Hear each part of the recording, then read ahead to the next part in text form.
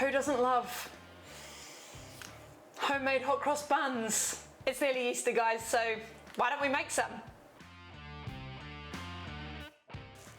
So, to be able to make these yummy homemade hot cross buns, we're going to need a few ingredients. 3 teaspoons of instant yeast, 110 grams of sugar, always important, tear your scales, 375 mils of milk. Did you know that you can weigh some liquids and it will equal the same weight? So if you don't have a measuring jug, it's a really good way to do it. 375 on the scales, 375 in the jug.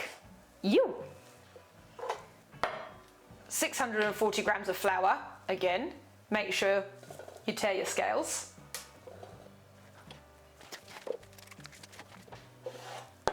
Half a teaspoon of salt and 3 teaspoons of cinnamon. And you can add that to the flour. 210 gram of raisins, or if sultanas, maybe you've got some dried apricots or some orange, candied orange zest, a mixed peel bag, anything you like, anything you've got in the cupboard, really good to use up here. Doesn't have to be raisins. Now don't forget to tear, and it's 210 grams of the raisins. And also you need the zest of 1 orange. If you didn't have an orange, you could put a lemon in there, or maybe even the zest of a satsuma, anything like that. And that can just go here. And you'll also need 1 egg and 50 grams of melted butter. With all these ingredients here, the kind of dough that we're going to be making is what they call like almost an enriched dough. We've got an egg, we've got some butter, we've got some milk, and all of these things together just make a really yum, soft dough. You always want to make sure that when you're making this kind of dough, that if your dough looks a little bit dry, it's not ideal, because that means you're going to have a tough dough. So you always want to make sure that you've got enough liquid to go with your flour. We can always add some more milk, but it's quite hard once the dough's already bound. So when we add this in, I might even keep back just half a cup of this flour and see how the dough comes together. I touched on it briefly on another bread episode where I made some parathas, but dough is very temperamental. You know, if it's a bit humid, if it's very dry where you live, if it's raining outside, all of these things can add to the texture of your dough being slightly different each time you make it. A really good baker will know by touch whether a dough is going to be good or not. It's just something that takes a long time to learn. I mean, I've made lots of bread in my life. I used to do it in restaurants. I've made it at home. And you know, it doesn't always come out absolutely perfect because I don't make it every day. But my God, making something at home, it's so satisfying and just so delicious. And you can always be so proud of what you've put out. Especially if someone's coming around for a cup of tea and you can be like, hey, I made these. Now we're going to get the dough together. We've got all of our ingredients weighed out, and I'm going to do this in a machine. Not that I'm lazy, I just have one. It makes it a little bit easier. You of course can knead this by hand. You just have to be, you know, prepared to put in some muscle, because it's going to take a little while for that dough to get together. But when you do it with a machine, obviously it's a lot quicker because it's working it faster, which means the whole process can be sped up a bit. You can use whatever machine you have. I'm very lucky. Where I live, there's an incredible second-hand Facebook page where you can get absolute bargains. So I got this beauty second-hand for a fraction of what they cost normally. It's a little bit clunky. It could probably do with a service, but whatever. Anyway, when you have a machine that does this kind of stuff, you know, mixes, minces meat, makes pasta, all the things, you're going to have different attachments which come with it. And ideally you should have these 3: a whisk, a paddle, and a hook. For this recipe, we're going to be using the hook. This is for any kind of dough, and it just works it gently. There's also a paddle. This would be for things like creaming butter and sugar and eggs for when you're making cakes, brownies, cookies. Oh, the list is endless. And then the whisk. The whisk obviously is a whisk. You can use it for your eggs, your milk, your cream, whatever you got to whisk together, whatever you're making that's wet and needs a whisk. That's what this guy's for. But today, we're going to be using the dough hook. So we'll get rid of these guys. Oh, and then we're just going to use the hook.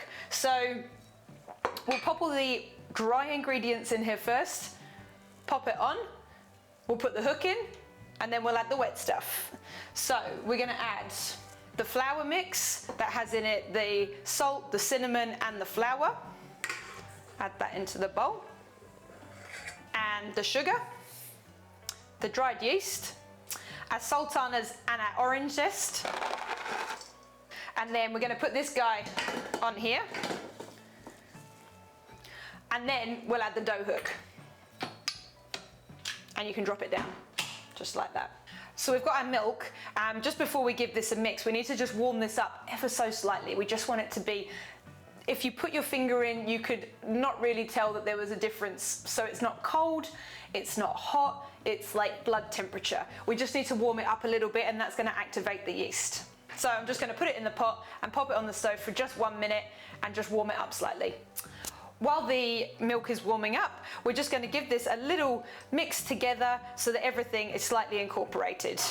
I turn it on slowly and just start to get everything mixed together.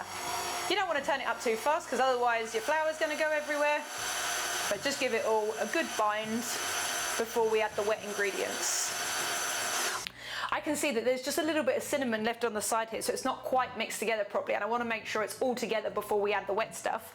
So just going to make sure we push that down, pop it all back into the middle, and that's it. Everything is bound with the flour, it's all evenly distributed, and now we can add the wet stuff. The milk has been on the stove for just a minute, and if I put my finger in, I can just feel that there's a slight difference between the temperature of the milk and my finger. You don't want it too hot, because if it's too hot, it's going to kill the yeast. So you need to make sure that it's just tepid. I'm just going to pour this milk into a jug to make it a little bit easier. We're also going to add the butter into there. Scrape all that out. And then once I've added this, I'll then crack in the egg and add that too. We need to go a little bit faster, mix it into the middle, crack the egg. Whee! Classic.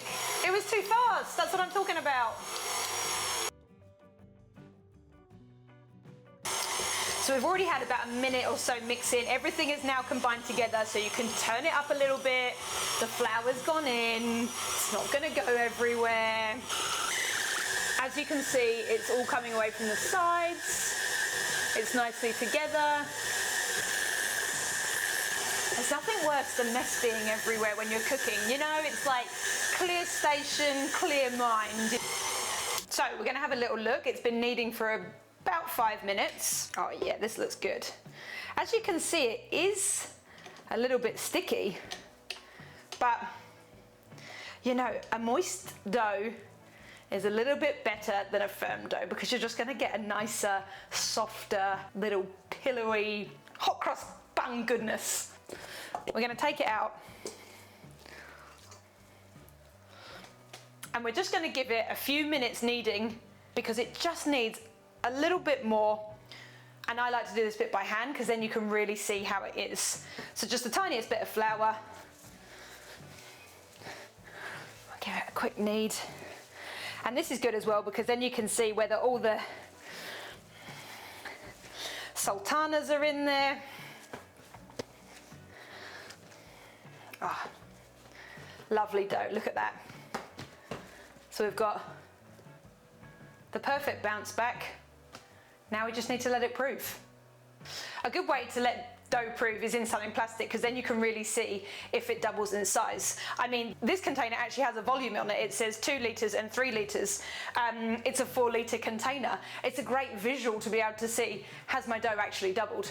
So, tiny bit of oil, smush it around, a little bit on the lid. And what's nice as well is that it's going to keep all the warmth inside this tub, and it means that you don't have to use plastic wrap, do anything like that. It keeps the top moist and you can visually see if it's doubled. So we'll pop the lid on and we'll see you in half an hour, mate.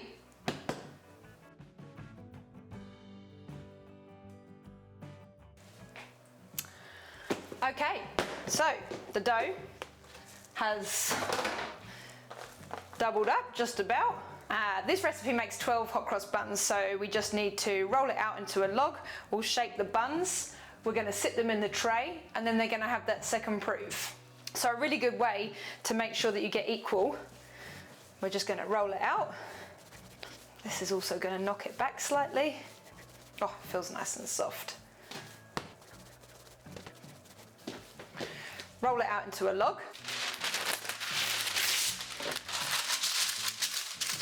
Line, in our case, our roasting tray. And then we need to cut this into 12 pieces. So we go half, half again, and then into 3. So that we get roughly about the same size pieces. So here we have all of our little bits. We're just going to roll them into buns. So you can kind of squish it out, fold it up, roll it up. And then if you just cup your hand and twist it round, there you have a little bun. These are only going to be like kind of mini ones. I mean, obviously they're going to puff out a little bit more when they have their second proof, but you know, if you wanted to make 6 big ones, then just make this recipe into 6. So you spread it out, tuck it under, pinch it together, and then just roll it. And there you go. You know, if you wanted to make them all perfect weights, you could weigh the dough so that you have the exact same ones, but this is home cooking, you know. It doesn't always need to be perfect. And it's good when you do this, don't put any flour down, because the flour will almost make the dough slide around. They have a little bit of oil on there from where we greased the container, so actually it serves as a little bit of grip.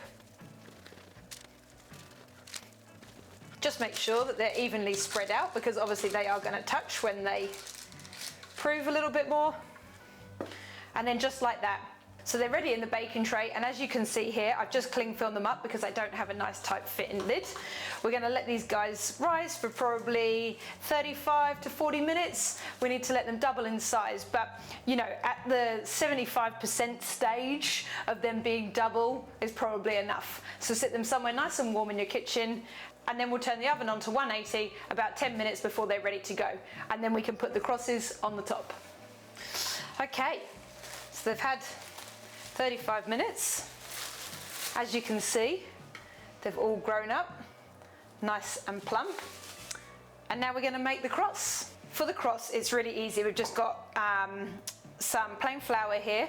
I've got 75 grams, and then I'm going to add about 5 tablespoons of water to it to make a paste. Now, you don't want it too loose, but you also don't want it too thick. It needs to be just right, like Goldilocks and her porridge. So we're going to add some water to this. We're going to make it into a paste. I'll show you the consistency. And then we're going to make a piping bag out of some paper so that we can pipe a nice cross on the top. And then these guys are going to go in the oven for about 20 minutes. The oven's on at 180 degrees already, so that's warming up. So as you can see here, it's a little bit lumpy. Maybe we'll give it a whisk, but it's this kind of dolloping consistency. Not too thick, but should hold its shape on top. Now, we're going to make a little piping bag. I've got a rectangle of baking paper, and we're going to cut it into a triangle.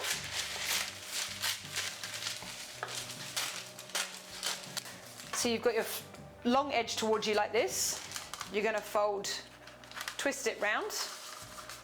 So one edge is here. And then fold the other way so that the other edge is here, like this. You pull it nice and tight, like that. And then these edges, fold one this way, one into the middle, and the other into the middle. And you've made a piping bag. We're going to make it tight at the top. We'll fold one edge and the other over like that. And there we have a piping bag full with our flour to pipe over our hot cross buns. Cut a little bit off the end, and then we're going to pipe. Go across the lot. See how it's holding its shape? Like this. And then we're going to go like this.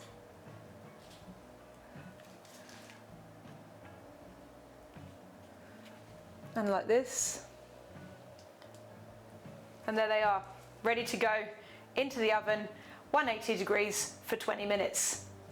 See? Yeah, soon. While the buns are just finishing off in the oven, they've got about another 5 minutes left. We're just going to make the glaze so it's ready to go when they come out, and we can glaze them. And then, you know, it's just nicer to do it when they're warm, because then it cools down and it's all sticky and it's tacky on top and it's yum. So we're going to make the glaze for the top. I've got here some apricot jam, but you know, if you had maple syrup or even like strawberry jam, it doesn't really matter. Anything that's kind of a little bit sticky, but what we do need to do is loosen it up. So I've put a tablespoon and a half in the pan, and we're just going to add a little bit of water to that to make it loose. So you want to make it into, you know, quite a wet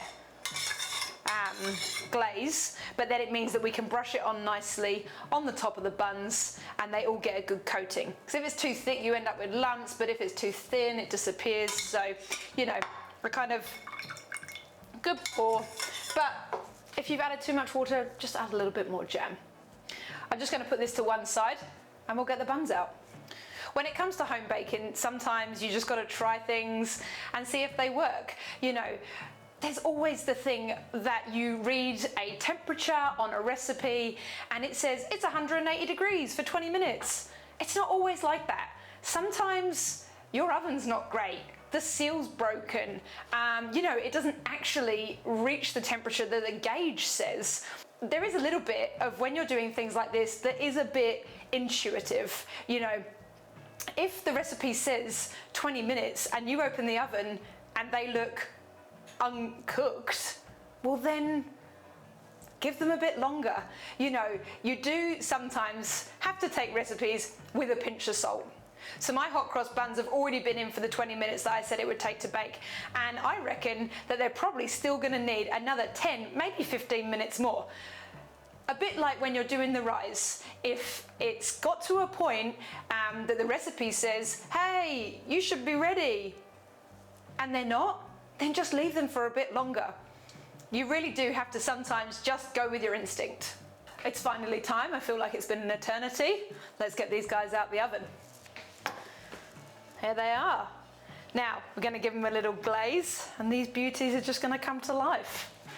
Take them out the tray. Now I'll give these guys a glaze. Make sure you go all the way around. Oh, look at them steam. Oh, just so good. That glaze is just going to soak in while they're warm. And there they are. Out the oven, freshly glazed, ready to be eaten. But not quite yet, because they're obviously hotter than the sun and probably need a little cool down. So I'll be back here in about 15 minutes and we'll get into these bad boys. Oh my God, I cannot wait to get into these. I mean, it's probably been about 6 or 7 minutes, probably definitely not long enough to cool down, but I'm gonna go for it anyway because I can't wait any longer. Oh, it's sticky, it's sweet. Oh, looks good in the middle.